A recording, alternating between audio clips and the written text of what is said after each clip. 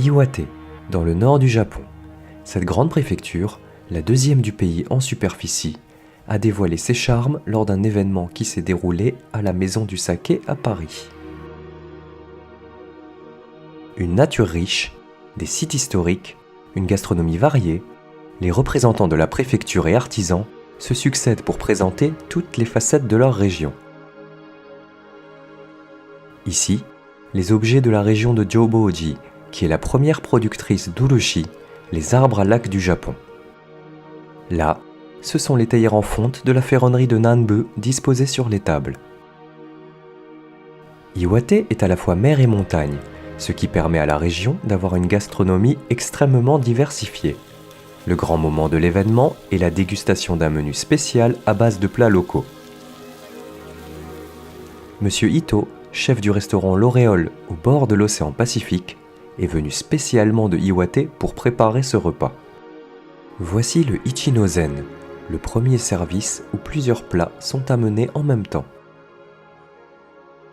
Le Nishime, un ensemble de légumes mijotés, du tofu dengaku, un tofu recouvert de miso koji aux 5 céréales, le junemochi, de la pâte de riz trempée dans une sauce à base de poudre d'egoma, une plante très cultivée à Iwate.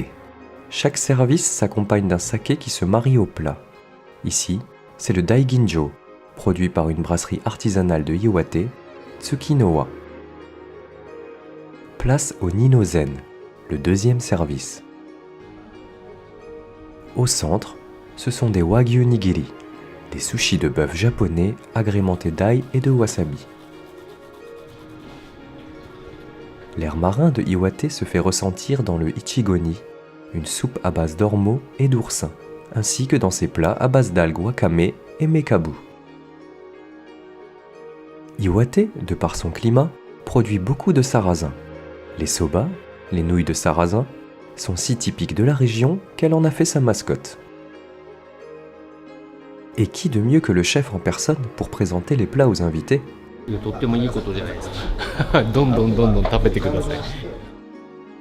Ce voyage culinaire à Iwate se conclut sur le dessert. Le ganzuki est un gâteau moelleux et sucré, accompagné d'un thé kurumojicha. Ainsi s'achève cet événement riche en esthétique et en saveurs qui vous incitera, je l'espère, à découvrir cette région.